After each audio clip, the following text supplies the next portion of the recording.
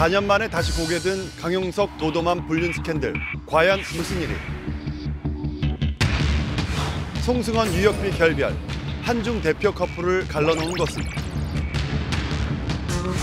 배우 임지연을 사로잡은 청년 사업가 이유. 그의 매력은?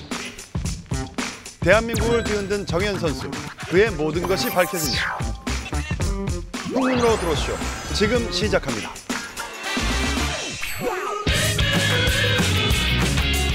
한 주간 뜨거운 이슈를 정리해드립니다. 발로 뛰어 얻은 생생한 정보도 드립니다. 풍문으로 들어오시오. 반갑습니다. 예. 자, 오늘도 시청자 여러분들이 궁금해할 이야기거리들 풍문쇼에서 많이 준비했는데요. 자, 작은 것 하나 놓치지 않고 꼼꼼히 체크해볼 오늘의 풍문은 뭔가요?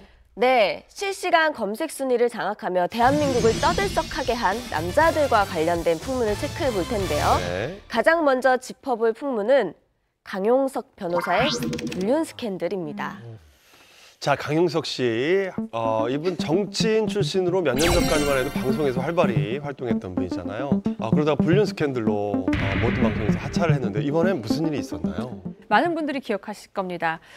지난 2015년에 있었던 일인데요. 그 강용석 씨가 유명 블로그를 운영하며 일명 도도맘이라고 불리는 네. 여성과 불륜 스캔들에 휩싸였습니다. 예, 그로 인해 내 가정이 파탄났다라며 그 남편인 조모 씨가 강용석 씨를 상대로 소송을 제기했는데요.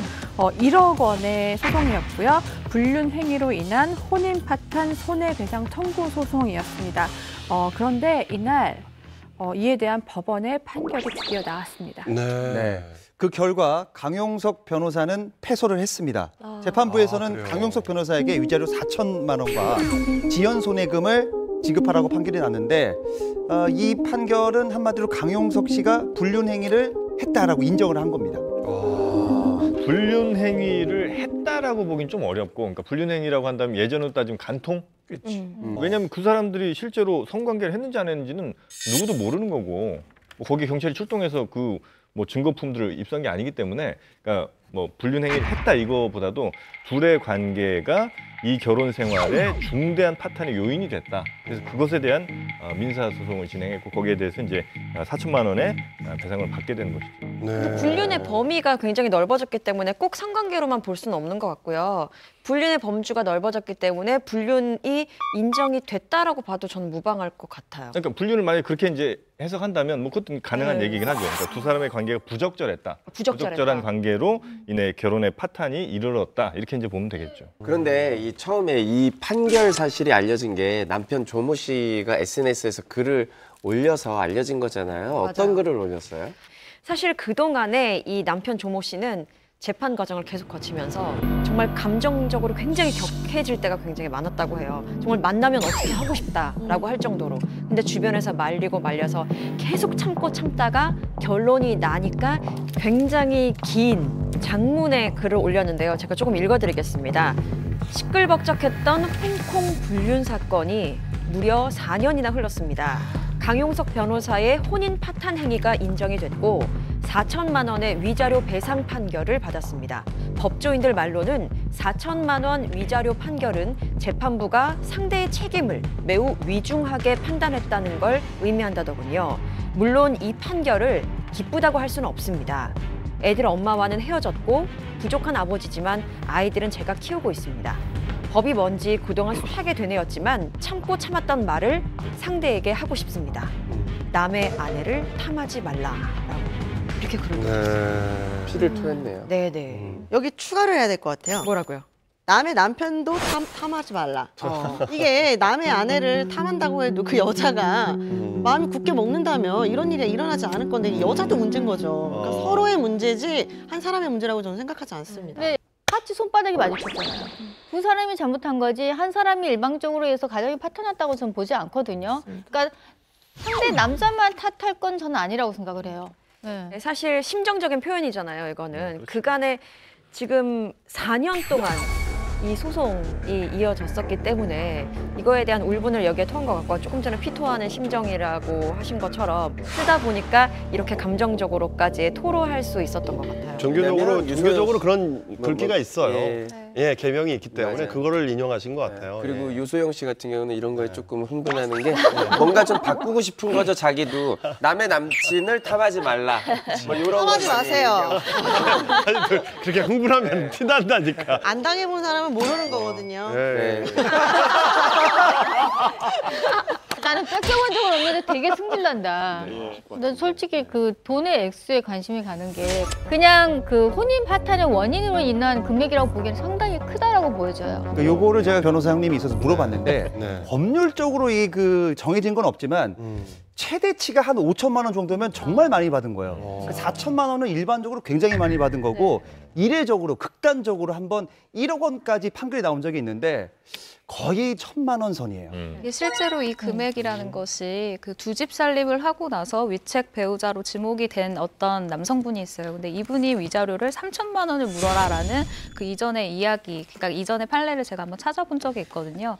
근데 이것에 비해서 4천만 원은 굉장히 큰 액수잖아요. 그리고 실제로 법조인들 사이에서도 이 4천만 원을 때린 것은 굉장히 법이 좀 이 사안을 위중하게 봤다라고 판단을 한대요. 근데 그 이유 중에 하나가 단순히 이 두 사람이 그런 뭐 무언가 가정이 그렇게 되고 거기에 두 사람이 뭐 이유가 있다 이것뿐만이 아니라 그동안 뭔가 법원에 기망하는 행위들이 있었어요. 그래서 뭐 그런 부분들도 다 고려가 돼서 한때 방송계를 휩쓸던 스타 정치인 강용석 씨였기 때문에 맨 처음에 그 불륜 스캔들이 제기됐을 때 많은 분들이 충격에 빠지셨는데 정확히 이 스캔들이 언제 어떻게 시작이 된 거죠? 먼저 2014년 말경이었는데요. 네. 그때 왜 증권가 정보지라고 하죠. 속칭 지라시를 네. 통해서 많은 이야기들이 이제 퍼지기 시작했는데 그중에 하나가 국회의원 출신 방송인 강용석 씨가 한 블로그 운영자와 부적절한 관계를 맺고 있다라는 내용이 삽시간에 퍼지기 시작했어요. 그런데 그때 강용석 씨는 방송 활동을 굉장히 활발하게 하고 있었거든요. 그래서 자신이 출연하던 그 프로그램에 그냥 변함없이 출연을 해서 46살에 스캔들의 주인공이 됐다라면서 굉장히 의연하게 대처하는 모습을 보여주기도 했었거든요. 또 해당 프로그램의 MC 같은 경우에도 대통령이 될 사람이 그런 행동은 안 할 것이라고 사람들에게 적극적으로 해명하고 있다라면서 찌라시 내용이 사실이 아닐 것이다에 좀 힘을 실어주는 멘트도 했었죠. 그리고 그 지라시가 돌았었을 때 한창 그 이슈가 있을 때 제가 강용석 씨와 같은 프로그램의 그 초창기 멤버였어요. 그래서 계속 프로그램을 같이 하자 뭐 으쌰으쌰 하던 중이었는데 마침 그 논란이 되고 그 다음 날 녹화가 잡힌 거예요. 원래 날짜가 있었어요. 그래서 다들 이제 저희 대기실에서 뭐 분장팀도 있는 그런 곳이었는데 그 여자 연예인분들이랑 저희끼리는 이게 무슨 일이냐며 이거 앞으로 녹화 계속 할 수 있는 건가 그리고 이게 진짜가 뭐냐 이런 식으로 저한테 막 물어보시는 거예요. 근데 제가 뭐라고 대답을 하겠어요. 제가 기자도 이게 처음 접한 얘기인데. 당하는 줄 알아요. 제가 네. 아니 그리고 제가 아는 내용을 그게 사실인지 아닌지 아직 확인되지 않은 상황에서 유언비어일 수도 있는데 네. 퍼뜨릴 수 없잖아요. 그래서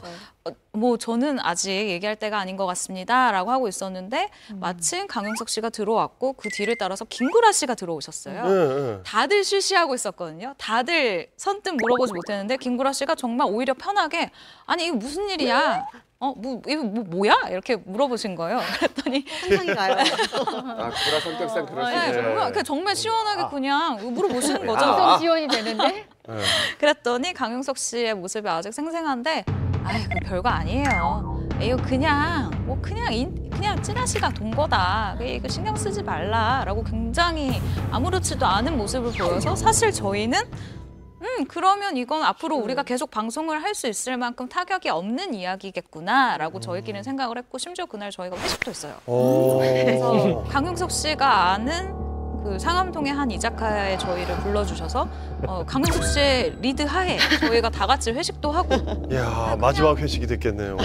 그 뒤로 이제 방송계에서 잘 뵙지 못했죠. 대통령이 되겠다라고 꿈을 꾸는 사람들은 조심해야 될 게 진짜 정말 많은 것 같아요. 그럼요. 사실 뭐 강용석 변호사가 한때는 진짜 나 꿈이 대통령이다 그러면 그렇게 될 수도 있겠네 나중엔 뭐 이렇게까지 많은 사람들이 생각했던 사람인데 이런 일이 터질 거라고는 그 누구도 예상하지 못했었거든요. 같이 방송하는 사람 입장에서도. 저도 그때 그 강용석 씨 그 지라시를 보고 설마 이런 생각을 했었어요. 왜냐하면 방송가에서 워낙 독설가 막 이런 이미지로 유명하셨잖아요. 그리고 상대 여성분도 또 심지어 일반인이셨고, 그래서 그때 그 도도맘은 그분은 뭐라고 이렇게 하셨는지 궁금하거든요. 이 도도맘 김민아 씨는 강력하게 부인을 합니다. 가정이 파탄날정이다라면서 이 허위 사실을 유포한 사람에게는 법적 조치를 하겠다라고 강경한 태도를 보이고 있었습니다. 왜 도도맘이죠? 도도한가요? 그러니까 블로그의 이름이 한번 해보고 싶은 거지. 블로그의 이름이 행복한 도도맘이었어요. 그래서 이제 사람들이 도도맘으로 부르기 시작했죠. 한마디로 예전에 이제 블로그가 한창 인기 있을 당시에 1세대 이제 럭셔리 블로그라고 그래서 이제 블로그 안에서 명품을 사서 뭐 걸치고 입고 다니고 항상 이제 좋은 호텔로 이제 맛있는 거 뭐 여행 다니고 이런 것들을 많이 계속 보여주셨어요. 그래서 거기에 따라서 이제 그것들 좋아하고 이제 하는 사람 되게 많아졌어요. 그래서 되게 인기가 많은 이제 블로거, 여자 블로거였고 다들 럭셔리 블로거라고 했던 그 여성분들이 이제 몇 명, 여러 명 있었는데요.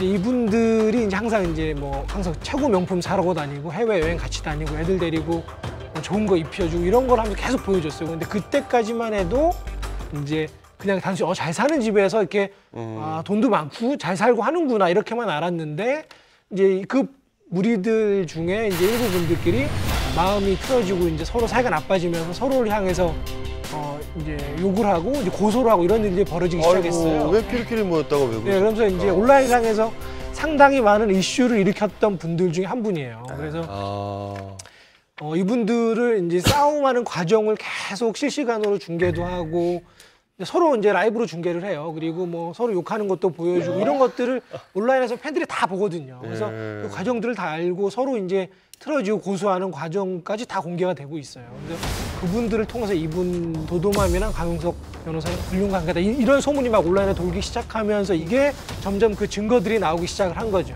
도도맘 같은 경우는 18살 때 미스코리아 대회에 나와서 뭐 수상을 뭐 진선미를 한 건 아니고 그 협찬사에서 주는 상을 받기는 했었거든요.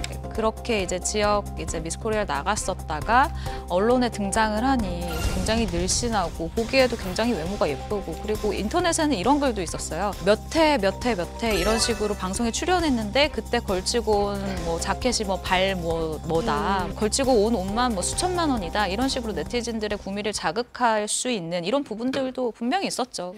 제가 기억하기로는 그 당시에 강용석 씨가 굉장히 방송을 많이 했는데 이 도도맘은 일반인이시란 말이에요. 두 분이 어떻게 만나시게 된 거예요?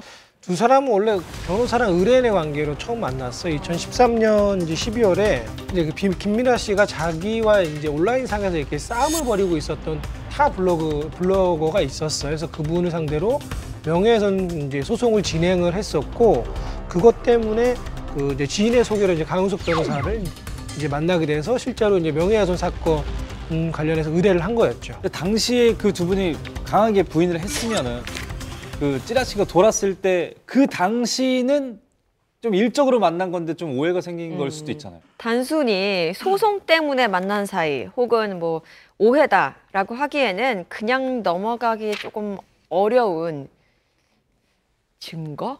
뭐라고 해야 될까요? 그 유명한 그 호텔 사진이 나돌기 시작하면서 네 그렇습니다.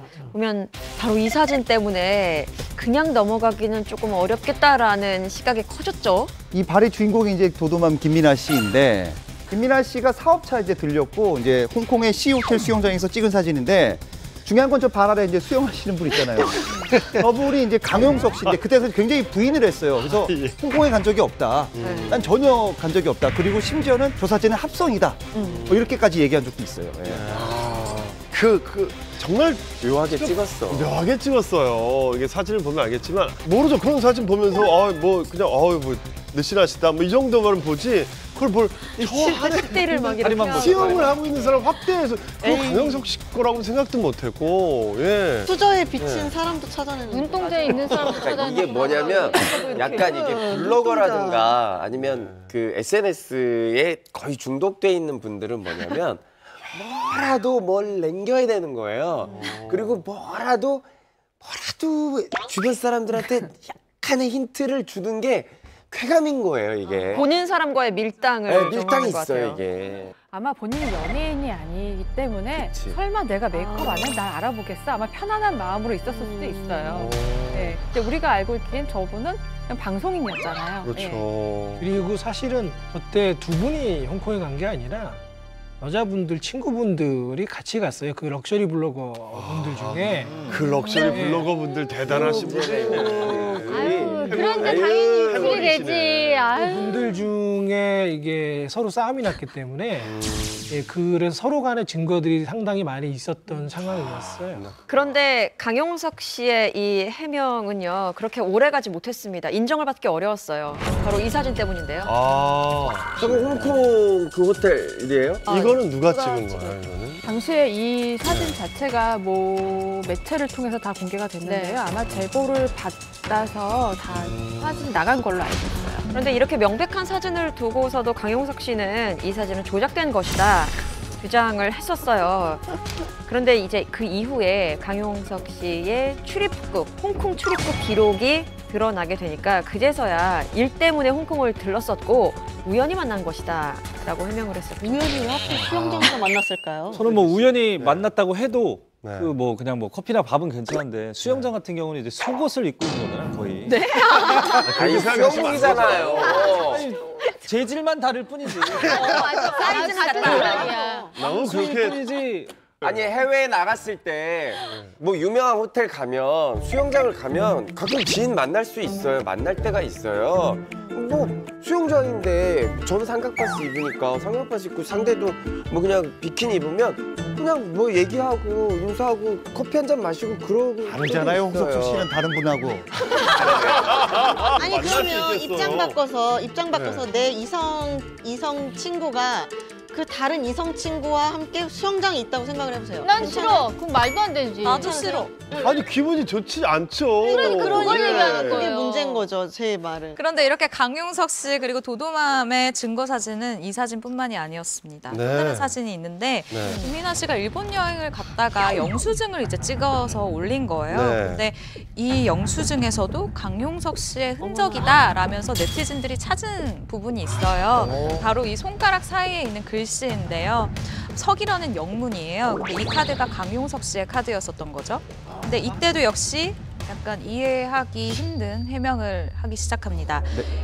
김민아 씨가 일본에 사는 언니랑 저녁 식사를 했을 뿐이고 이 카드는 강용석 씨가 빌려줘서 그냥 나는 저걸로 결제를 했다. 왜 빌려줘? 카드를 물려도 아니 5만 5천 원, 55만 원 아니야? 55만 원 아니에요. 미쳤나 보다. 내 남편이랑 55만 원. 네, 여러분들, 네. 이 그 말도 곧바로 이제 거짓말로 탄로는 압니다. 예. 이 사진을 보시면은 좀 유리에 자세히 설마 보세요. 비쳤나요? 딱 봐도 저기 일본 언니 실루엣은 아니란 말이에요, 이게. 아, 남자구나. 근데 저 사진이 굳이 공개될 이유가 없기도 했었어요. 왜냐하면 뚜렷하게 보이지 않잖아요. 근데 왜 저렇게까지 사진을 나왔냐면요. 이미 굉장히 부정했고 모든 것에 대해서 저 사람이 아니라고 했으니까 이 매체에서는 그래 이거 봐. 니네 이거 아니라고 했지 하면서 계속 사진을 올렸던 거예요. 그리고 이제 일본 나고야에 있는 그 이 레스토랑 관계자의 말에 의하면은 이 레스토랑이 정말 그 이태리 최고급 레스토랑인데 여기서 남의 카드를 쓸 수는 절대 없다고 합니다. 본인이어만 카드를 쓸 수 있다고 해요. 맞아. 네. 저걸 찍어서 올린 건가요, 저거를? 뭐 올렸죠. 약간 이런 사진이나 뭐 증거들을 볼수록 네. 아무도 모르겠지, 우리만 알겠지. 근데 드러날 거짓말인데 저 하는 게 난 너무 웃기는 게 그러니까 영수증을 찍어서 그 금액을 한 끼 식사로 올렸다는 거는 굉장히 나는 55만 원짜리 밥을 먹었어라고 자랑하고 싶었던 거잖아요. 그런데 이건 남자가 사줬어 이거를 이렇게 찍은 듯한 느낌이 오니까 되게 이분의 입장에서는 좀 얄밉네요, 많이 그런 부분은. 그러니까 이게 여자분들의 심리가 그치, 그런 게 심리지. 있잖아요. 있어요. 근데 네. 그것도 좀 작용을 했고 남들은 알 수 없지만 본인만 알 수 있는 또는 그 상대방만 알 수 있는 이런 힌트를 담고 있는 것들이 나중엔 네티즌 수사대에 의해서 다 밝혀지게 된 버린 거죠, 이게. 이렇게 딱 봤을 때 저도 모르겠는 거예요. 그래서 이걸 보고 다시 다 늘려서 저희도 막 확인을 하는 작업을 거쳤거든요. 그래서 아 이게 맞구나. 그래서 계속 기사를 썼던 기억이 있어요. 이 사진은 뭔가요? 이게 뭐야? 이게 뭐예요? 그런 무서워. 네. 세로로 돌려봐야 돼요. 어디요? 저 옆에 왼쪽에. 네. 이쪽에 눈코가 그릇에 비친 저기 눈코입 보이시죠? 여기 왼쪽에 예. 검은 아, 저게 눈, 사진의 이쪽에? 방향을 바꿔봐요. 이쪽에. 눈, 코 있잖아. 눈하고 코하고. 그리고 강현석 씨가 너무 이제 국회의원이랑 변호사 생활만 하다 보니까 온라인에서 일어나는 네티즌 수사대의 실력을 너무 몰랐던 거예요. 너무 몰랐던 것 같아요.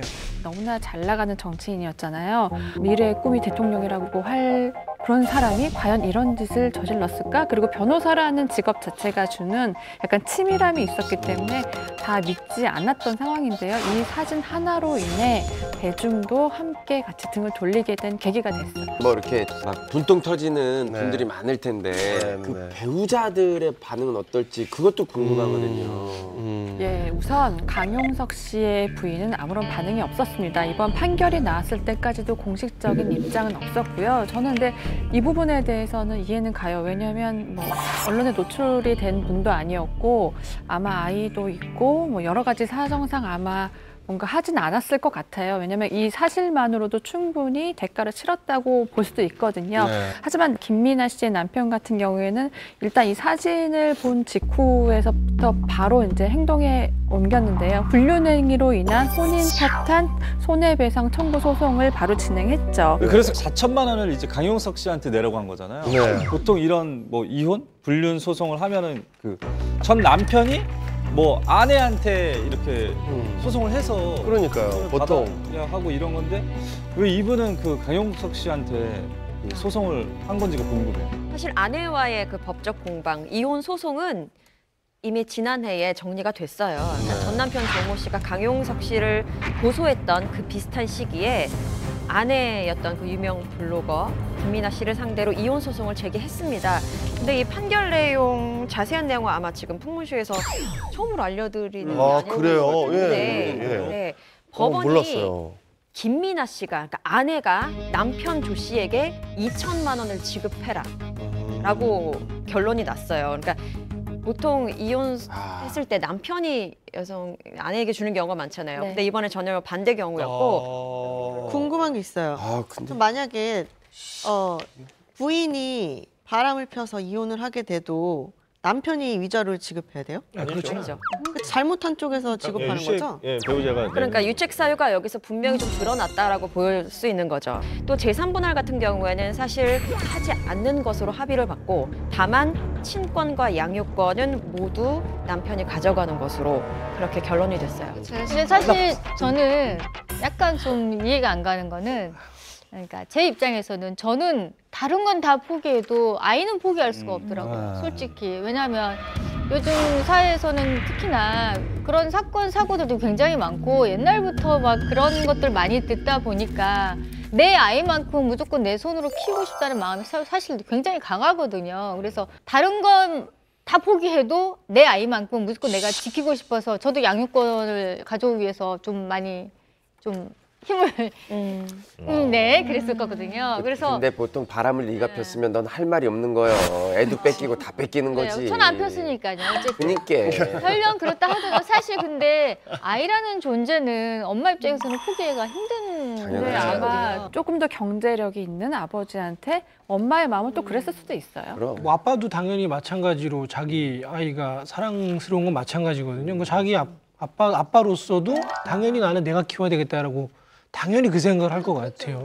저는 가장 궁금한 게 이렇게 대한민국을 떠들썩하게 했던 불륜 스캔들 그 당사자들은 지금 어떻게 지내고 있는지 그게 가장 궁금한데 사실 김민아 씨는 지금 이혼을 한 상태고 강용석 씨는 여전히 뭐 정치나 방송 쪽은 복귀를 못하고 있는 상태인데 그 서로에게 상처만 남은 스캔들이잖아요, 결국에는. 지금 그 둘의 관계는 어떻게 됐나요? 결론을 말씀드리자면은 김민아 씨 같은 경우는 지금 강용석 씨에게 굉장한 배신감을 느끼고 있고 그를 만난 걸 굉장히 후회하고 있다고 합니다. 그 결정적인 계기가 된 거는 바로 이제 사문서 위조 때문입니다. 이 김민아 씨 전 남편 조모 씨는 불륜 소송 외에도 강용석 씨를 사문서 위조 교사 혐의로 현재 고소를 했기 때문이죠. 사문서 위조, 이건 또 무슨 얘기인가요? 강용석 씨가 고소를 또 당한 사건이네요. 네, 이건 네. 이번 건은 현재 서울중앙지법에서 조사를 진행 중인데요. 이 사건 역시 불륜 사건과 연관이 있습니다. 그러니까 강용석 씨와 김민아 씨의 이게 홍콩 여행 사진이 공개되면서부터 이제 남편인 조 씨가 소송을 진행했잖아요. 그런데 어느 날 갑자기 이 조 씨가 소송을 취하한 거예요. 그래서 뭔가 오해가 풀렸구나라고 했는데 그 뒤에는 정말 깜짝 놀랄 반전이 있었습니다. 네, 그 반전은 바로 그 남편 조 씨가 외국에 잠시 나간 사이에 이 김 씨가 남편의 신분증과 인감도장을 사용해서 소치아를 작성을 해서 법원에 제출을 한 거예요. 네, 그런데 이 소치아 절차 자체가 행정적으로 약 3일 정도가 걸리거든요. 근데 이 이후에 조 씨에게 먼저 받아보기 전에 남편 조 씨의 변호인이 이 소치아를 했다라는 문서를 먼저 받아보게 된 거죠. 그래서 변호사가 급하게 그 자신의 의뢰인인 조 씨한테 연락을 했고 조 씨 역시도 나는 그런 적이 없다. 나는 그런 적이 없다라고 이야기를 해서 굉장히 또 파장을 일으켰습니다. 근데 그 교사 혐의로 강용석 씨를 그랬네요. 여기 강용석 씨한테 강용석 씨가 시켰다는 거죠. 그러니까 이제 이혼 소송이 돼 있는데 그거를 이제 그 남편인 조 씨가 걸었잖아요. 근데 조 씨의 인감과 이걸 가지고 그 소를 냈던 거를 그러니까 치아하는 이제 소를 다시 낸 거죠. 그러니까 그거를 교사한 혐의로 나중에 그거를 이제 강용석 씨의 뒤에서 시켰다. 그러니까 이게 원래 서로 취하해버리면 일사부재리 때문에 다시 그거를 못하게 돼 있잖아요. 그러니까 만약에 조 씨가 변호사가 없는 상황이었다면 외국에 있었기 때문에 연락을 못 받아 이 소가 취하가 돼버렸다면 못 치는 거네. 그 고소는 다시 신청이 안 되는 걸 그걸 아마 원했을 것 같네요. 제가 볼 때. 근데 진짜 화가 나는 게 아무리 부부라고 해도요. 인감을 이렇게 갖다가 써가지고 내가 진짜 보통 심장이 아니고서는 할 일이 못 되거든요. 그래도 이제 남편 조 씨가 그 사실 알고 당연히 가만히 있지를 않죠. 그래서 일단은 아내 김민아 씨를 상대로 사문서 위조 혐의로 고소를 합니다. 왜냐면 이제 그때까지만 하더라도 강용석 씨가 뭐 뒤에서 뭘 했다 이것까지는 몰랐기 때문에 그 결과 김민아 씨는 이제 징역 1년, 집행유예 2년 선고를 받게 되죠. 근데 여기서 이제 또 한 번의 반전이 일어나게 되는 거죠. 그러니까 김민아 씨가 법정에서 강용석 씨가 내가 사문서 위조하는데 뒤를 봐줬다. 이렇게 이제 증언을 하게 되는 겁니다. 법정에서 이제 김민아 씨가 이런 얘기를 합니다. 강용석이 소송에 대응하는 방법을 수시로 알려주면서 소송 취하서를 내도록 적극적으로 주도했다라고 말을 하고 눈물을 쏟으면서 후회하고 있다라고 얘기를 합니다.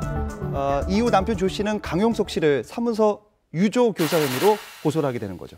김민아 씨가 이렇게 대담한 행동을 벌이게 된 것에 대한 비하인드 스토리를 아마 다른 방송국에서는 한 번도 나온 적 없는 것 같은데 풍문쇼 최초로 제가 준비를 좀 해봤어요. 김 씨 그리고 남편 조 씨가 그 당시에 부부 싸움을 한 거예요. 남편 조 씨에게 이 김민아 씨가 나를 죽일 셈이냐, 소송 취하해라 이렇게 막 이렇게 싸우게 됐는데 이 남편분이 막 싸우다가 마지막에 그래 네 마음대로 해봐, 네 마음대로 해 이렇게 하고 이제 헤어진 거예요. 근데 이 김민아 씨가 이 이야기를 듣고 정말 마음대로 한 거예요. 근데 상식을 가진 모든 사람들은 알잖아요. 그걸 소취하라는 이야기가 아닌 걸 알잖아요. 근데 김민아 씨는 이 이야기를 이제 자신의 변호인이라고 해야 되나요? 강용석 씨에게 이 이야기를 전했고 그 이후에 김 씨가 정말 자료를 모아서 그러니까 인증, 뭐 도장이랑 신분증을 챙겨서 정말 마음대로 하게 됩니다.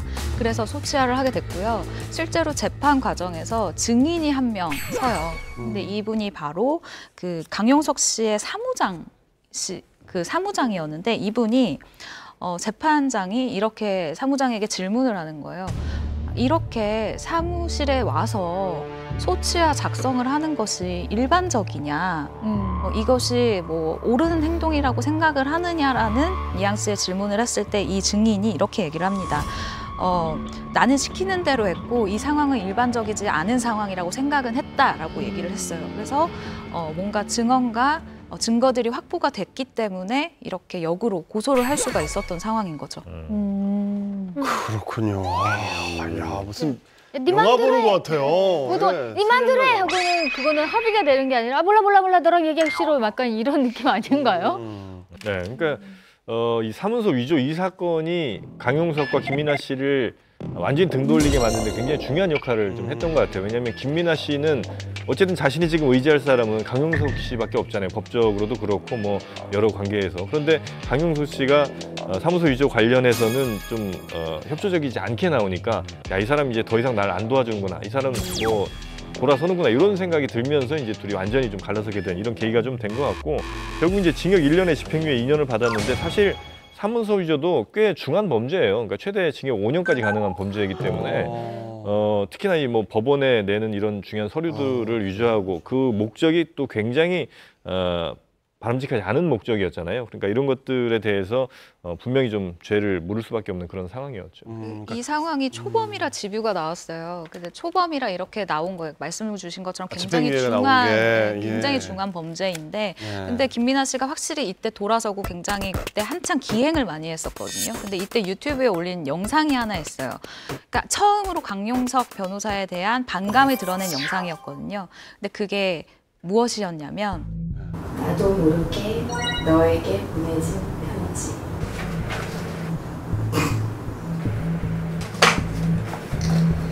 이제 보여줘. 쇼미더머니. 난 널 채용해. 넌 날 악용해. 스케치북에 그걸 적어서 영상이 찍히고 있는데 이걸 하나씩 들었어요. 난 널 고용해, 넌 날 이용해, 쇼미더 합의금이라는 글자를 적어서 올렸는데 이게 사람들이 보고 아 정말로 둘이 갈라졌구나라는 걸 볼 수 있었던 사건이에요. 아 쇼미더 합의금이 굉장히 인상적이네요. 예. 마임을 썼다 이거네요. 그렇죠. 그런 식으로 해서. 네.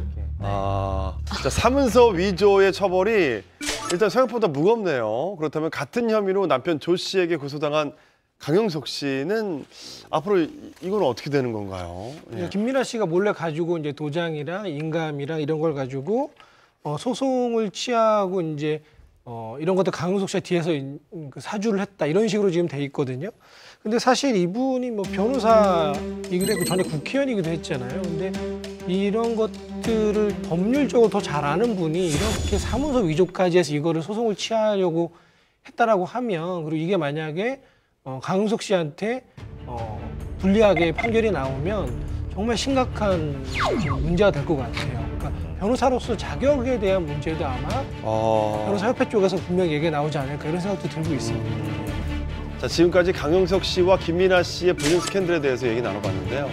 자, 여러분들은 이 사건에 대해서 어떻게 보셨나요? 네. 정말 국회의원으로 쭉 나가다가 이제 그 아나운서 발언으로 완전히 추락을 한번 했다가 원래는 이제 한번 문제가 생겼던 스타가 나중에 잘 되는 경우에는 이 자숙 기간이 어느 정도 좀 있어요. 그래서 자신의 잘못에 대해서도 충분히 좀 반성을 하고 그리고 나서 이제 다시 올라갔을 때 좀 삼간다고 하죠. 그러니까 나의 몸 혹은 뭐 말 이런 모든 것들을 좀 삼갈 수 있는 그런 지혜가 좀 생길 텐데 추락하자마자 너무 급하게 좀 올라왔던 것 같아요. 그리고 급하게 올라왔을 때 너무 또 높이 올라갔던 것 같아요. 그래서 웬만한 사실은 방송인 뭐 연예인보다도 굉장히 TV 출연도 많이 했고 뭐 출연료도 많이 받았고 중요한 하여튼 프로그램들을 많이 진출을 했었거든요. 근데 그렇게 반성의 시간 없이 너무 잘 된 것이 오히려 스스로에게 좀 독이 되지 않았나. 그래서 주의를 돌볼 뭐 이런 필요나 뭐 그런 시간 틈 전혀 없이 그냥 막 질주하다가 이런 일을 좀 맞은 게 아닌가 하는 생각이 좀 듭니다. 저는 이번 건이 이렇게 표현하고 싶은데 끝날 때까지 끝난 게 아니다. 라고 말씀드리고 싶은 게 일단 그 남편 측 변호사가 이번 일이 끝나고 난 다음에 판결이 나고 난 다음에 길게 또 입장을 올린 게 있는데요. 보면요.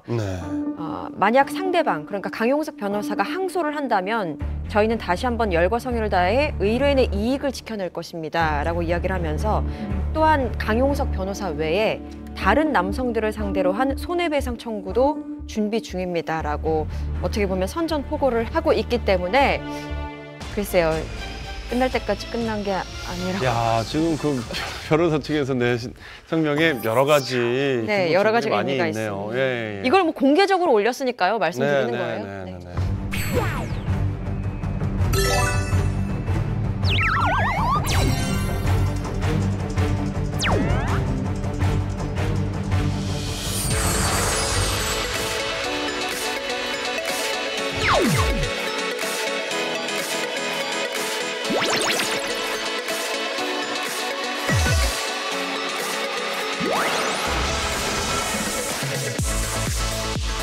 풍문쇼가 이번에 전해드릴 새로운 내용은요. 아, 정말 좀 안타까운 내용이에요. 네. 얼마 전 전해진 안타까운 소식인데요. 송승헌, 유혁비 결별입니다. 그러니까요. 예, 송승헌 씨와 유혁비 씨는 지난 2015년이죠. 영화 제3의 사랑이라는 작품의 남녀 주인공으로 캐스팅되면서 자연스럽게 동료에서 연인으로 발전을 했습니다.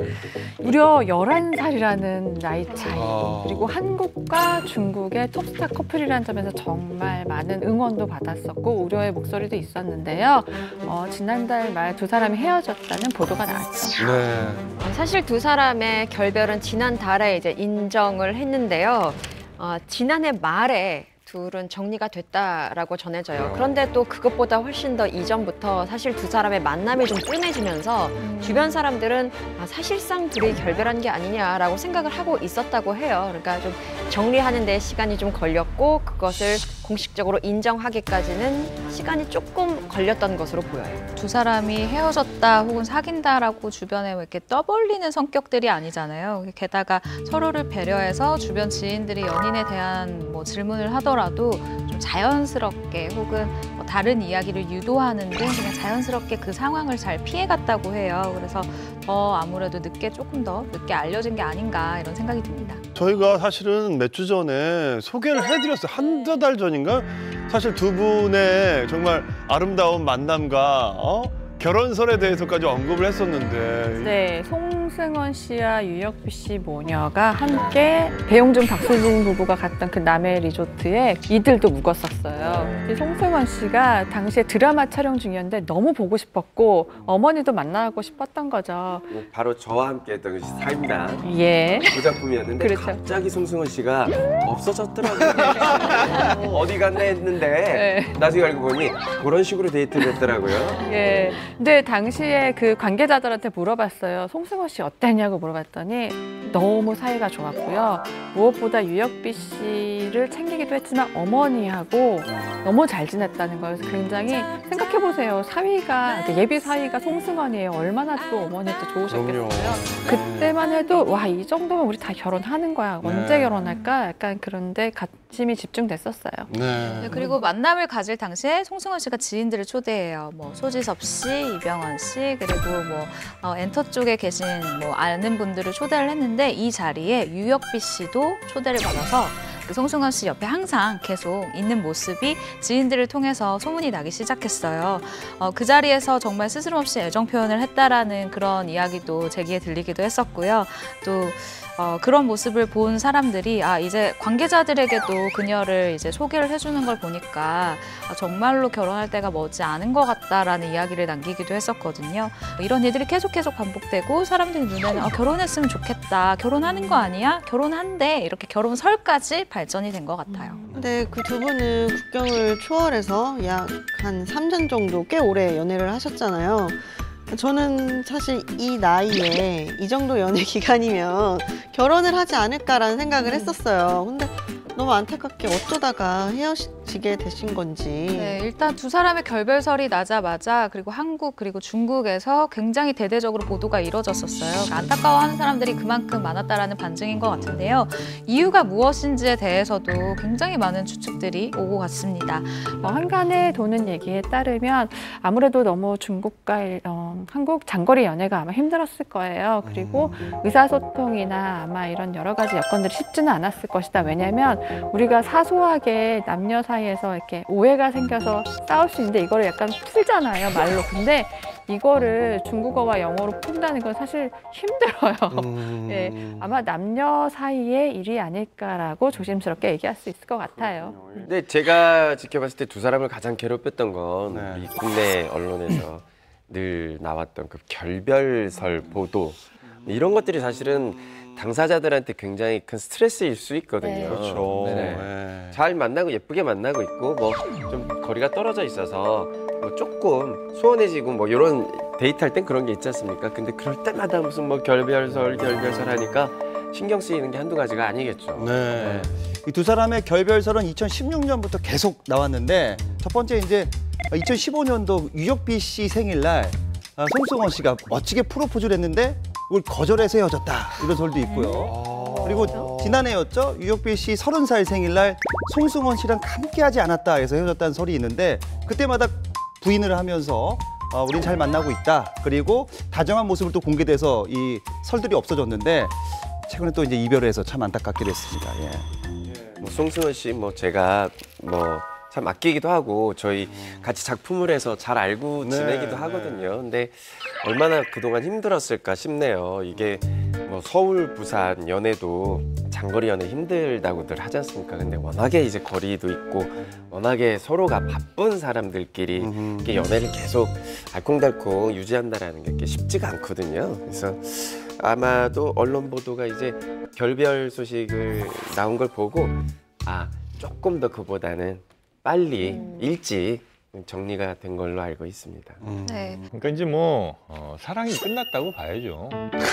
그러니까 우리가 누군가 왜 그쪽에 가면 이렇게 얼음처럼 아니 그러니까 헤어진 이유가요 정확하게 사랑에 빠진 이유랑 대입하면 똑같아요.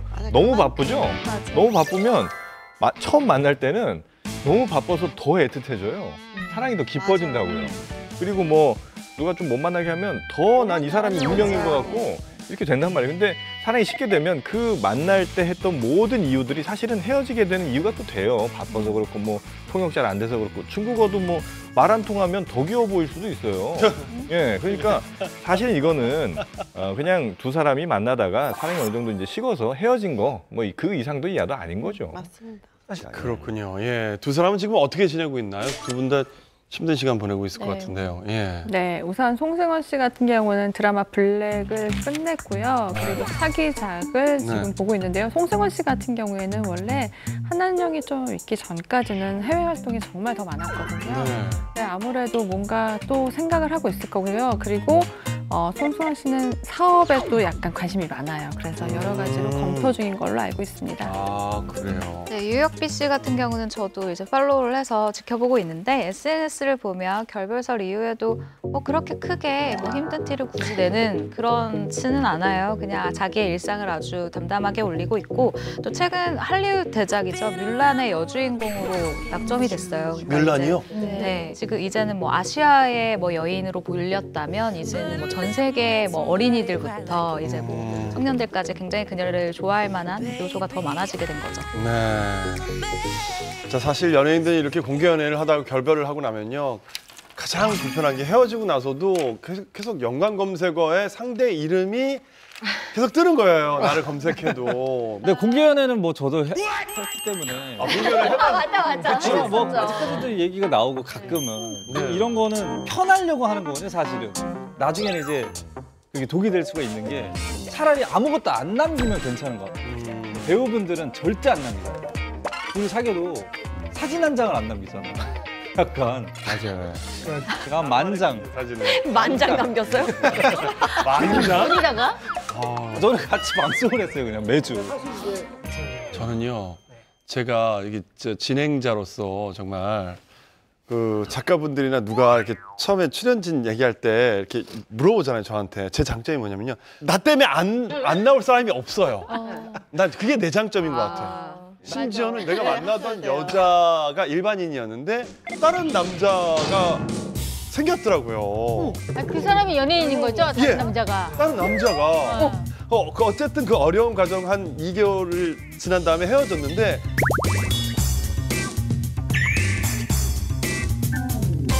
게스트로 나와 있는 거예요. 그 친구가. 근데 내가 이 친구를 미워할 필요는 없지만 하면서도 내가 가장 힘들었던 방송이에요. 인간적으로, 직업적으로는 해야 되지만 인간적으로는 너무 괴롭더라고. 걔가 밉더라고. 근데 그런 애가 잘 돼서 다음에 또 시상식 내가 나갔더니 시상식에서 또 걔를 만났어요. 내가 느끼는 건 뭐냐면 프로의식을 가지려면은 어떤 면에서든 이제 일하고 이 사적인 부분하고는 분명히 분리를 해야 된다. 그런 면에서 굉장히 힘들다. 남배우네, 남배우.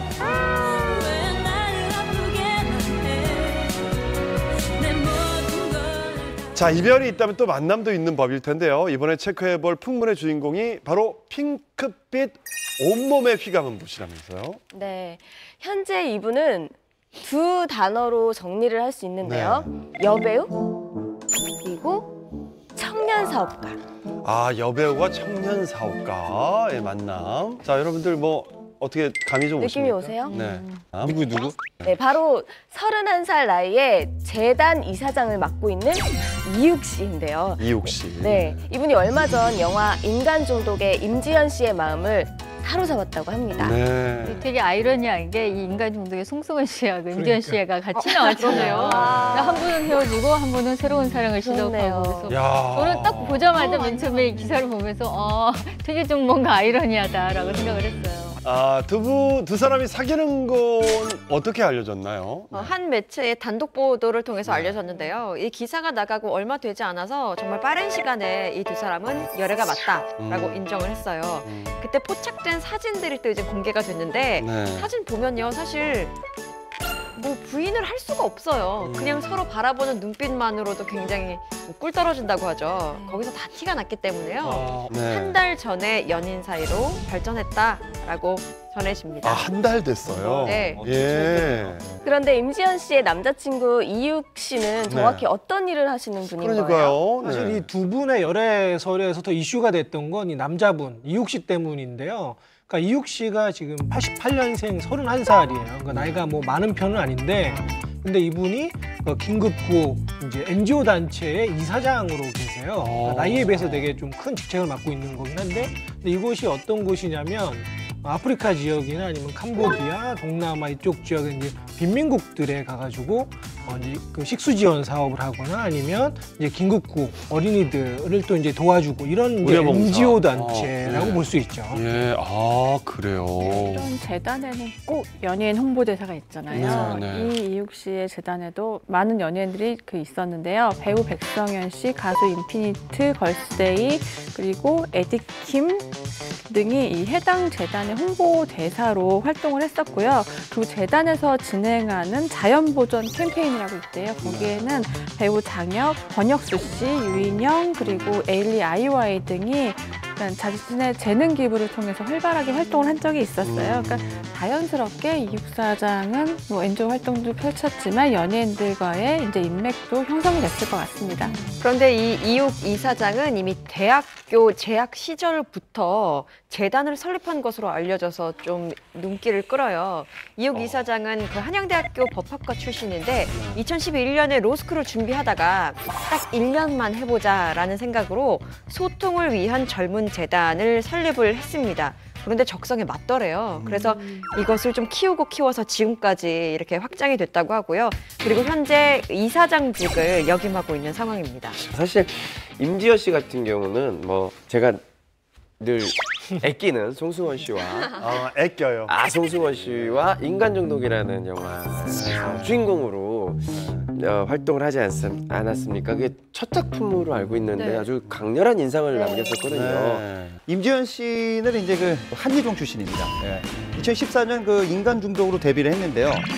이후에도 뭐 간신, 드라마 상류사회, 그리고 대박 등에 출연하면서 이제 자신의 그 필모그래피를 이어갔는데 가장 그 인지도를 올린 거는 바로 이제 M본부 드라마죠. 불어라 미풍아에서 김미풍으로 나오면서 굉장히 그 인기가 올라가면서 시청률 대박 났거든요. 그러면서 이제 뭐 시청자 사로잡으면서 그리고 이제 또 예능 MC로서도 굉장히 활동을 하면서 느낌이 약간 그 리틀 이문숙 느낌이 좀 나요.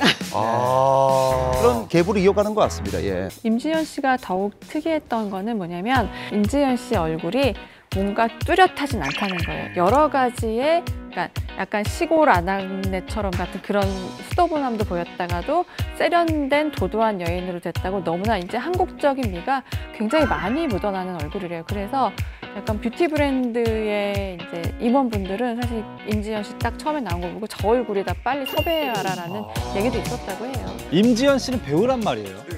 근데 청년 사업가를 만나셨잖아요. 네. 이거 어디서 어떻게 만나게 됐는지가 궁금해요. 그러니까요. 예. 청년 사업가를 만나고 싶으세요?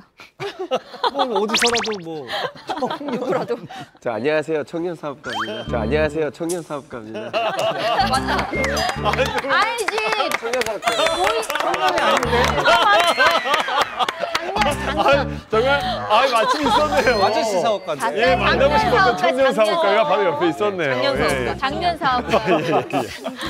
예, 일단 이 접점이 없어 보이는 두 사람 사이에는 네. 그 배우 백성현 씨가 있었어요. 백성현 씨가 이 재단의 이제 홍보대사로 활동한 적이 네. 있었고요. 이욱 씨가 최근에 백성현 씨가 주연을 맡은 영화에 이제 VIP 시사회를 갔던 거예요. 근데 거기에 그 사진을 올리면서 예, 여기 있군요. 사진을 올리면서 뭐라고 했냐면요. 일생일대의 은인이라는 표현을 썼어요. 맞아. 아무래도 이 무렵이 임지연 씨와 연인 사이로 발전하게 됐을 가능성이 가장 높은 시기고요. 그러니까 어떻게든 감사의 표시를 하고 싶었을 거예요. 예. 이욱 씨 입장에서.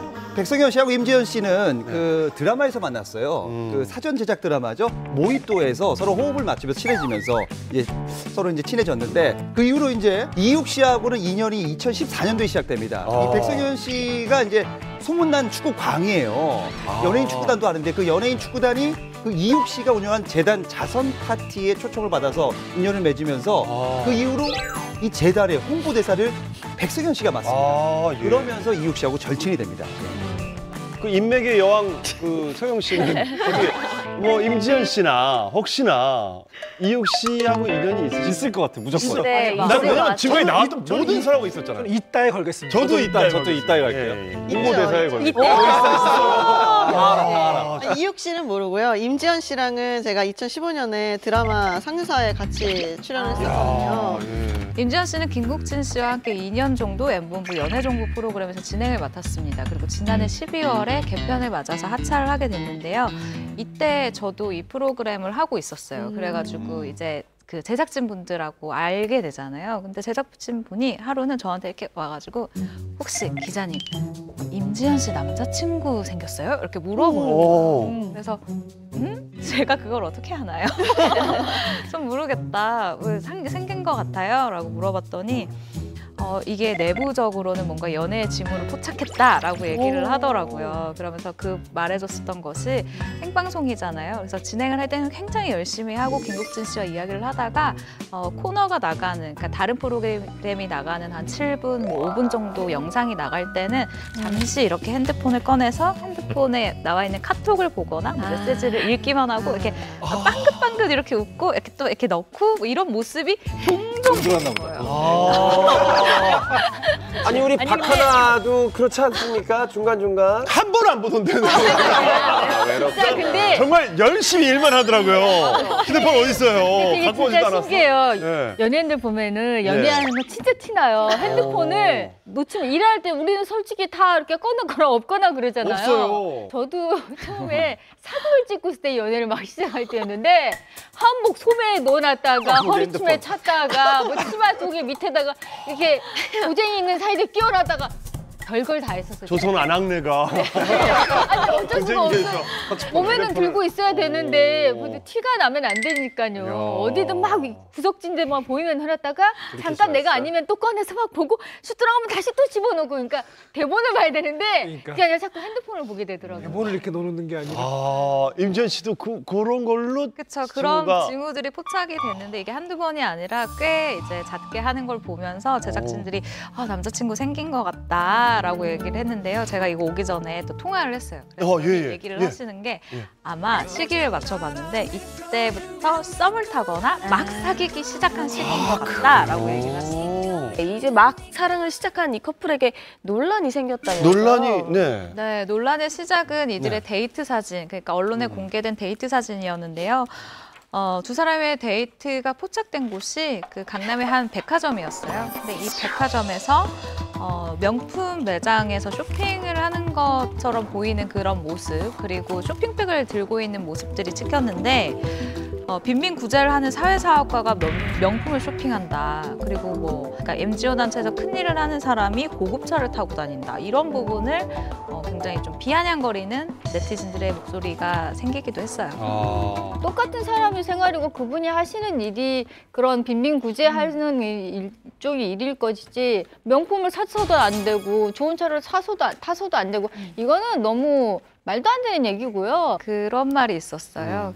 뭐 인터뷰 가가지고 제가 했었던 얘기인데 영부인 자리보다 유재석 씨 부인 자리가 더 어렵다고. 그럼요. 예. 그러니까 정말 그 국민 MC라는 타이틀이 있기 때문에 대중이 봤을 때 너무 비싼 옷을 입어도 손가락질을 하는 사람이 있을 거고 너무 비싼 구두를 신어도 사람들이 남편이 저렇게 돈 버는데 부인이 저렇게 돈 써? 그러니까 분명히 그런 댓글들이 달릴 수 있는 여지들이 있거든요. 연예인과 만나는 누구, 뭐 연예인의 가족들은 원치 않게 그런 시선에 좀 시달릴 수밖에 없는 것 같아요. 뭐 사실 이육 씨하고 임지연 씨가 데이트를 동대문에서 옷을 사고 광장시장 가서 소박하게 전 부쳐 먹고 뭐 떡볶이 사 먹고 이런 모습이었으면 훨씬 예뻐 보였겠습니다만 사실은 뭐 젊은 연인들이 사랑하는 데 있어서 본인들의 최선을 다하려고 하는 모습일 수도 있잖아요. 근데 단지 이제 빈민 구제를 위한 그런 활동을 하고 있는 그런 직책에 있는 사람으로서 여러 가지 앞으로 이제 행동할 때도 한 번 더 생각하고 그래야 본인이 사랑하는 여배우 임지연 씨도 잘 지킬 수 있을 것 같고 그럼 한 번쯤 더 생각을 해보는 게 좋을 것 같네요. 자, 이제 막 사랑을 시작한 이욱 씨와 임지연 씨, 뭐 저희가 뭐 두 분의 사랑에 뭐 어떤 잣대를 들이대는 것보다는 예쁘게 사랑하는 모습을 지켜봐 주시는 것도 어떨까 싶습니다. 제가 잘 된 것보다 더 기쁜 소식을 알려드리게 됐어요. 그분이 진짜 행복해지길 바랬습니다. 근데 진짜 인생의 짝을 만났네요. 예. 저와 그 감자골 멤버죠. 김국진 씨가 연인 강수지 씨와 5월에 결혼을 한다고 발표를 했습니다. 우리 대단하십니다. 어떤 축의금 내셔야겠네. 축의금 나가도 됐어요. 정말 김국진 씨한테는 정말 기쁜 마음으로 정말. 진짜 라디오스타 거기서 예언했잖아요. 제가 김국진 씨가 분명히 결혼을 하지 않을 사람이라면 공개도 안 할 뿐더러 이렇게 같은 공간 안에 데려다 놓고 방송을 할 사람이 아니다. 분명히 결혼한다. 내가 그랬는데 그 옆에 사람들이 뭐 그거는 아직 결혼 안 난 거니까 그래서 내가 한다고 두고 보라고 그랬는데 하잖아요. 진짜 김국진 씨는 이제 평생 마지막 결혼일 겁니다. 그럼요. 무슨 덕담이에요. 이거를 그런 뜻이 아니라. 덕담이에요 지금. 덕담이에요 진짜. 참나. 그럼요. 진짜. 근데 사실 저는 두 죽었다 분이 깨나도 열애설이 났을 때 제가 이제 원래 김국진 씨 그 테마극장 한참 테마 게임 할 때, 그러니까 제가 신인이던 시절에 제가 후배였죠.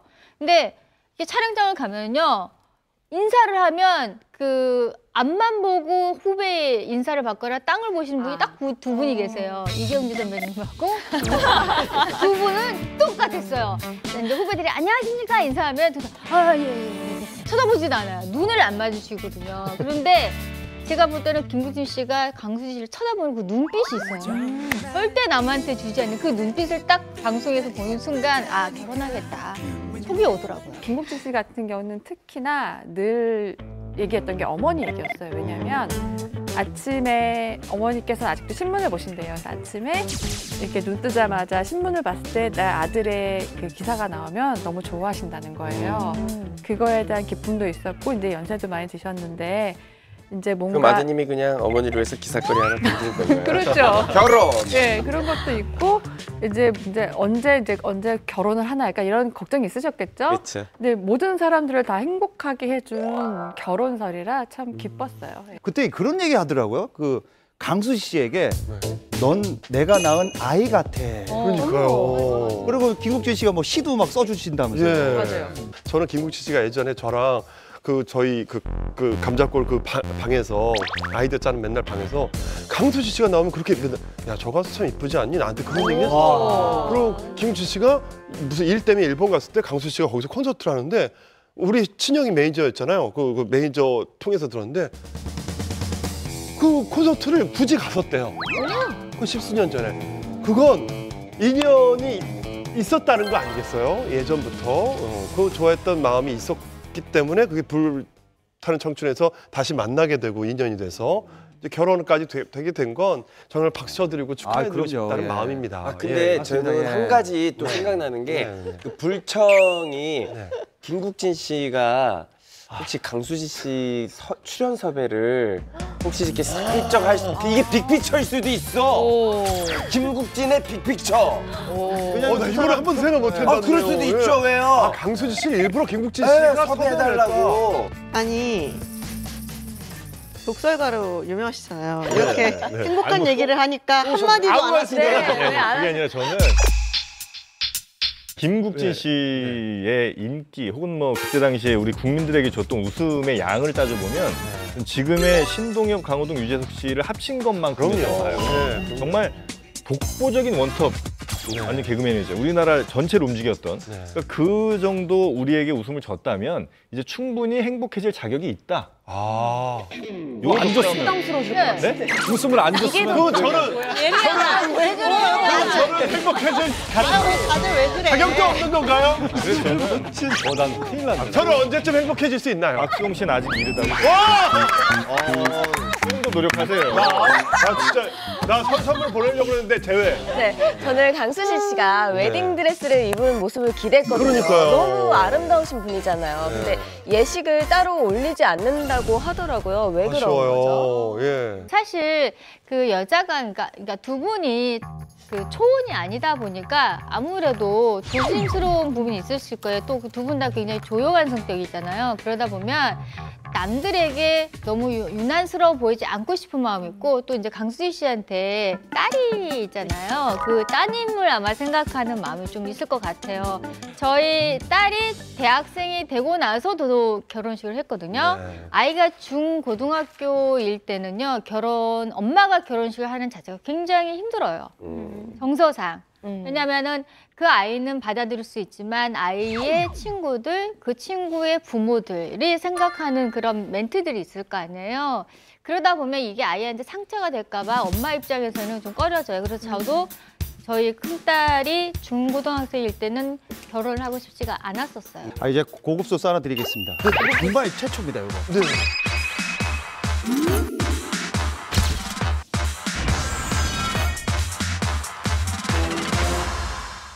고급 소스 하나 드리겠습니다. 정말 최초입니다, 이거.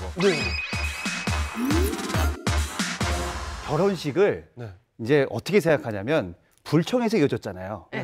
특집으로 그렇게 만들어서 할 지금 요거는 지금 계획이 있어요. 있는데 스포일러입니다. 근데 이제 공개되면 안 되지만 제가 들은 정보는 이게 거의 특집으로 이렇게 해서 이제 뭐 몇 주 동안 할 건데 이거 나가면 SBS로 겠네요.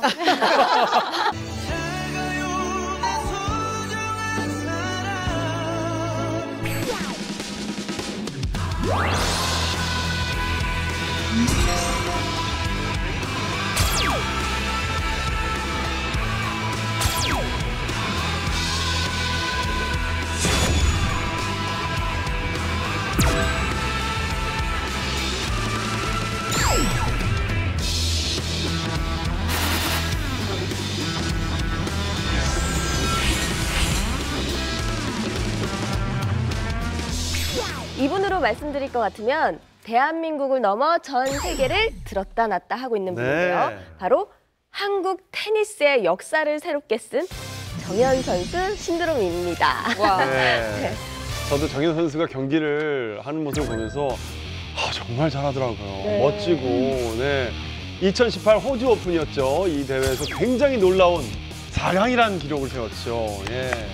네, 먼저 이 호주 오픈에 대해 설명을 해드리자면요. 프랑스 오픈, 윈블던, US 오픈 등 이 세 대회와 함께 세계 4대 테니스 대회로 꼽히는 거죠. 정말 테니스 선수라면 정말 꿈의 무대라고 해도 뭐 과언이 아닐 거예요. 근데 우리의 정현 선수가 4강, 결승전 티켓을 따내기 위해 정말 경기를 펼쳤다는 거죠. 정말 온 국민이 기뻐했던 순간이었던 것 같아요.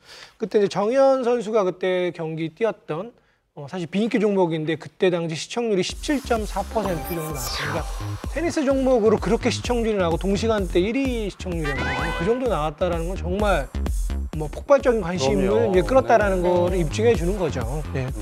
예, 정연 신드롬이 저는 정말 대단하다고 느꼈던 것 중에 하나는 정말 한국 지금 너무 춥잖아요. 네. 7년 만에 한파이고 시베리아보다 더 춥다라는 네. 말이 나오고 있는데 네. 아, 정연 선수의 이 반팔 있잖아요. 네. 그 반팔에 대한 문의가 엄청나게 많이 되고 있고요. 지금 정연 선수가 입었던 옷이나 그런 비슷한 테니스 용품이요.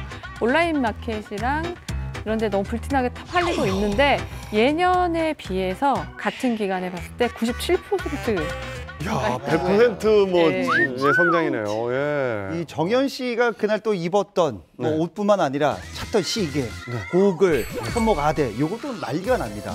특히 이제 가장 이제 난리가 났던 게 바로 정연 씨의 신발인데 이게 이제 그 나이땡 제품인데 다 매질이 됩니다. 심지어는 중고 그 사이트, 거래 사이트에서 이게 2배 이상 가격이 올라가면서 정연 씨의 대단한 그 신드롬을 보여주고 있어요. 예. 그 정도군요. 맞아요. 저희 동네도 테니스장이 있거든요. 있죠. 거기 있는데 갑자기 사람 많았어요. 야외. 갑자기 시끄러워졌어요. 요즘 엄청 춥잖아요. 이게 야외거든요. 맞아. 밤에도 불이 켜져 있어요. 밤에도 불이 켜져 있어요. 한국에서는 정연 신드롬이 정말 장난이 아닌데 해외에서는 어떤 반응인가요? 정연의 인기가 어느 정도인지 제가 직접 호주 오픈 홈페이지에 들어가 봐서 한번 호주 오픈을 간 게 아니라 홈페이지에 들어가서 가봤습니다. 네. 2018년 호주 오픈으로부터 무엇을 기억하고 있는 것인가? 그러면서 이제 한 명은 예상치 못한 깜짝 활약을 했다. 그건 지난 11월에 열렸던 넥스트 제너레이션 챔피언 정연 선수였는데 4강에 진출할 것이라고 예상하지 못했다라고 썼습니다. 그러니까 정연 씨에 대한 그 인기가 호주 오픈 홈페이지에 실릴 정도로 대단한 인기죠, 지금. 제가 테니스를 잘 몰라서 그런데 그 4강까지 간 게 그렇게 대단한 일인가요? 혼날 소리를 지금. 저도 사실 테니스를 잘 모르지만 이게 그 뒤에 안 건데 이게 정말 월드컵 4강에 견주는 그 정도라면서. 네, 맞습니다. 네. 이건 정말 대단히 매우 굉장히 잘한 성적인데요. 지금까지 이 대회에서 4강까지 오른 한국 선수가 정연 선수가 유일해요. 네. 그리고 이전까지 우리의 최고 성적을 한번 짚어보자면 지난 2007년에 이영택 선수가 US 오픈 16강전에 올랐을 때도 우리가 다들 박수를 보냈었거든요. 너무 잘했다고. 그러니까 정연 선수가 지금 대한민국 테니스의 역사를 새로 쓰고 있는 거죠. 정연 선수의 호주 오픈 4강 진출이 대단한 이유는요. 잘 들어보세요, 리피. 대회 출전 당시에 정연 선수는 세계 랭킹 58위였어요. 그런데 이 32강전에서 맞붙은 알렉산더 지베레프 선수가 세계 랭킹 4위였습니다. 그리고 16강에서 만난 노박 조코비치 선수는 세계 랭킹 1위에도 올랐었던 그런 전적의 선수였는데 이번 대회에서 소위 말해 우승 후보들을 꺾으면서 그렇게 승리를 거머쥐면서 거물 사냥꾼이다라는 별명이 붙어지기도 했습니다. 이 16강에서 만난 이 조코비치 있잖아요. 이 조코비치 같은 경우는 정연이 어렸을 때 저 사람처럼 되겠다. 롤 모델이 바로 조코비치예요. 그 선수랑 지금 싸워서 이겼단 말이에요. 그러니까요. 그 조코비치가 경기 끝나고 이런 얘기를 합니다. 인터뷰에서 나는 벽하고 싸우는 줄 알았다. 철벽 같았다라고 극찬을 합니다. 이제 그 정연 씨 정말 기분 좋거든요. 이때 그 대기실에서 이제 경기 끝나고 말없이 계속 웃었대요. 그냥 실실 웃으면서 야 조코비치가 나한테 벽이랑 싸운 줄 알았대. 웃으면서 말없이 계속 좋아가. 우선 뭐 숫자만 보자면 이번 대회로 세계 랭킹이 초고속 승진을 했죠. 처음으로 20위권에 들었어요. 29위를 지금 랭크를 하고 있는데 앞으로 뭐 더 올라갈 가능성도 높죠. 그리고 이번 대회 상금으로 이제 원화 하나로만 따지면 약 7억 7,700만 원 정도. 그리고 정연 선수가 그동안 이제 4년 정도 이제 프로 생활을 하면서 받은 상금이 한 26억 좀 넘게 되거든요.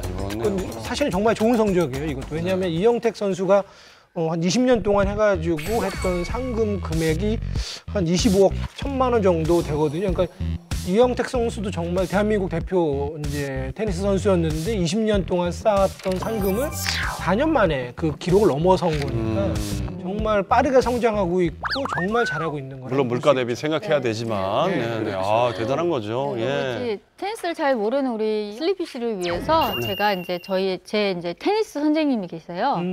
그분한테 직접 전화 통화를 해가지고 한번 요런 거를 좀 여쭤볼까 하거든요. 아, 이거를요? 지금요? 예, 제 방송 중에요? 그냥 테니스 선생님이 있어요? 예, 저 있어요. 전혀 아이는 앉아서 게임만 할 줄 알았는데 테니스. 아, 왜냐면 여보세요? 여보세요? 여보세요.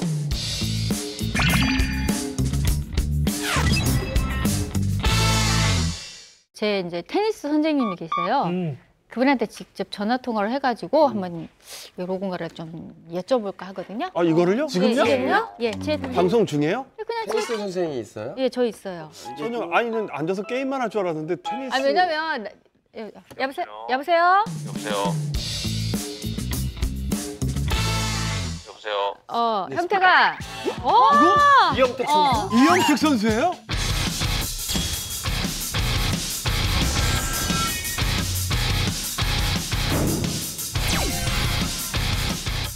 예, 저희는 지금 풍문으로 들었쇼라는 프로그램 진행하고 있고요. 저는 박송이라고 합니다. 이영택 선수 안녕하세요. 안녕하세요. 예, 아 이게 어떻게 생각하세요, 정현 선수? 예, 이번 성적에 대해서.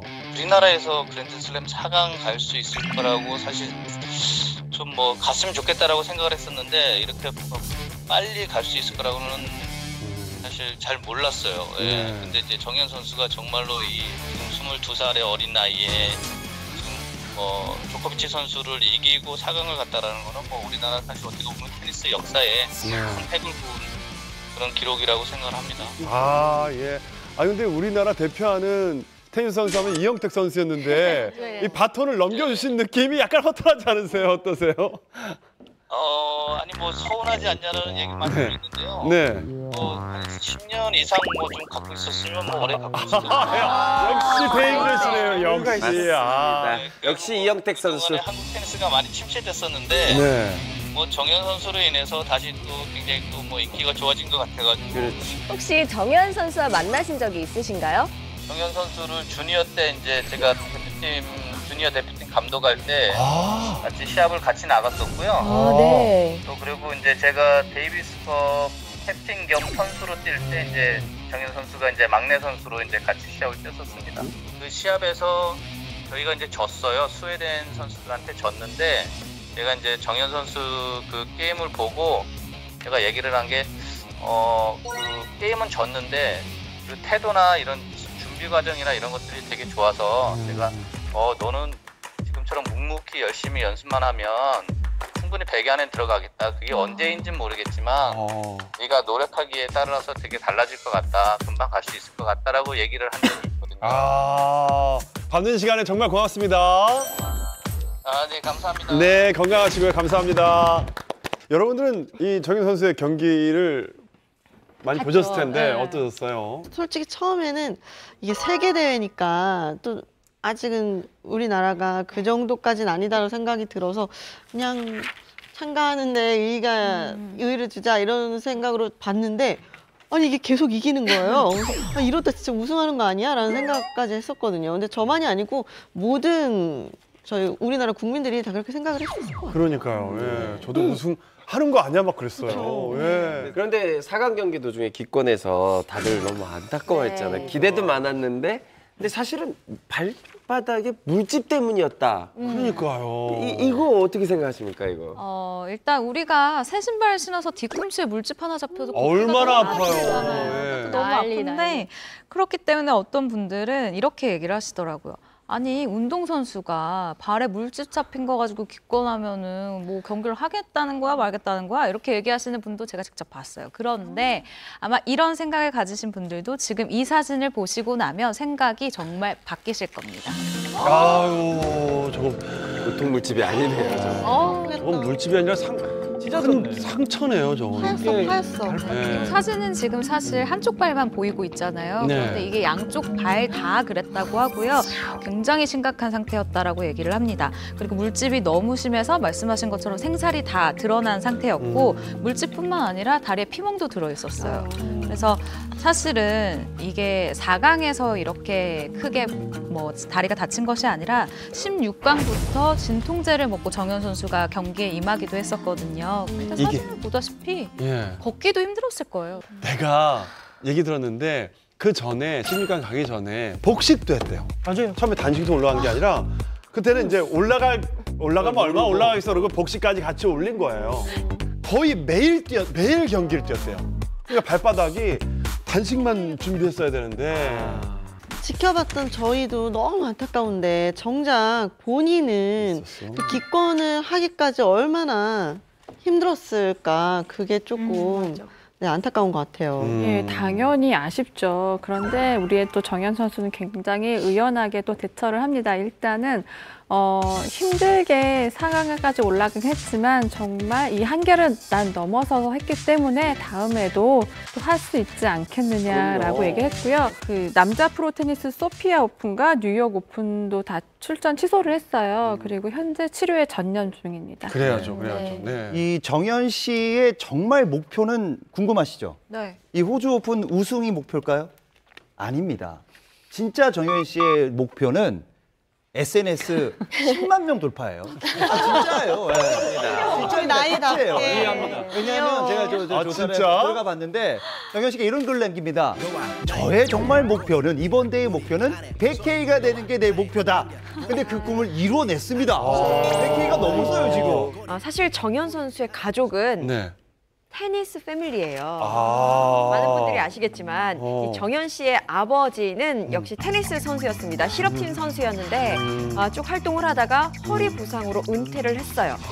그리고 3살 터울의 형이 있는데 이 형은 정현 선수의 테니스 선배인 정홍 선수예요. 온 가족이 다 테니스와 관련돼 있는 거죠. 어쨌든 아버지도 테니스, 뭐 형도 테니스인 거 보면은 두 사람이 어렸을 때부터 작정하고 이제 정현이를 테니스 선수로 키워야겠다 하고 한 게 아닐까요? 아 그건 아닙니다. 예. 부모님은 형인 정홍만 테니스 선수로 키우려고 마음을 먹고 정현은 공부를 시키려고 했어요. 실제로 그 정현 선수 보면은 공부를 굉장히 잘했습니다. 근데 정현 선수가 너무나도 테니스를 하고 싶다고 우겨서 테니스 선수가 된 거라고 합니다.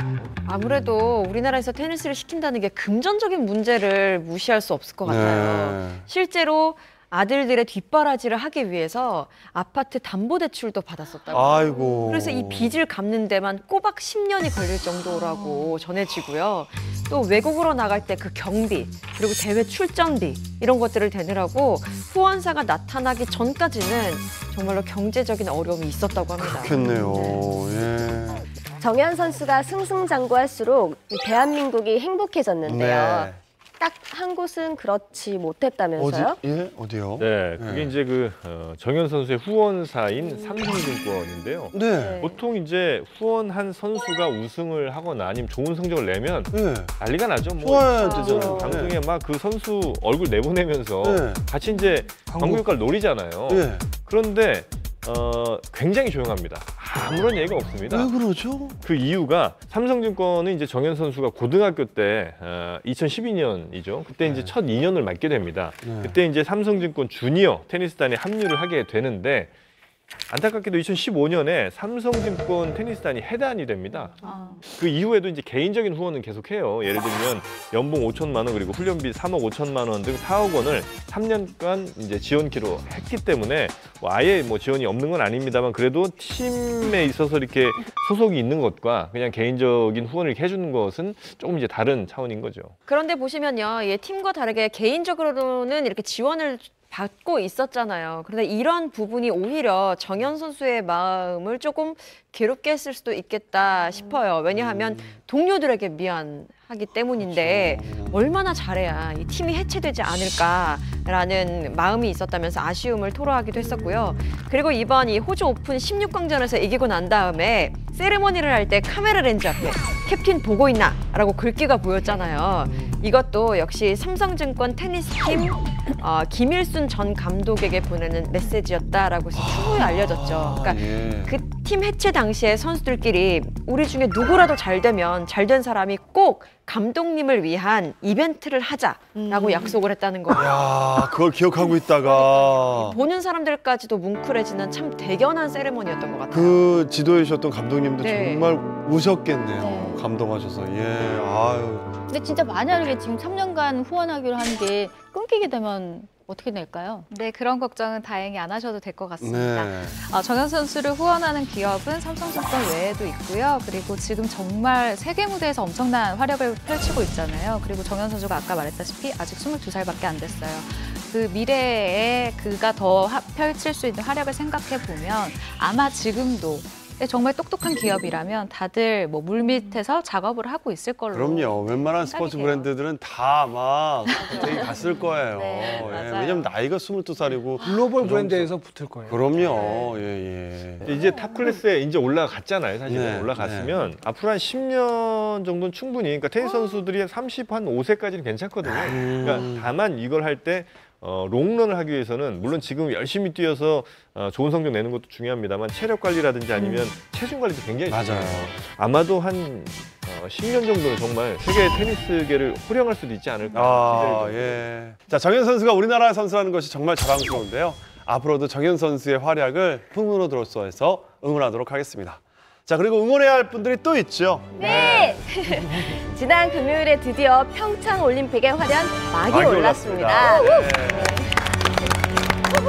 네, 우리 선수들 이날만을 위해서 정말 밤낮 가리지 않고 열심히 연습했을 텐데요. 네. 그동안 갈고 닦은 기량을 마음껏 펼치시길 바라겠습니다. 네, 메달도 중요하지만 부디 부상 없이 무사히 경기 마치시길 바라겠습니다. 자, 우리 선수들한테 화이팅 한번 외칠까요? 우리 선수들 화이팅! 네. 오늘 풍문쇼가 준비한 소식은 여기까지입니다. 네, 다음 주에도 여러분들이 알고 싶고 궁금해할 주제로 찾아뵙겠습니다. 여러분, 감사합니다. 감사합니다. 수고하셨습니다.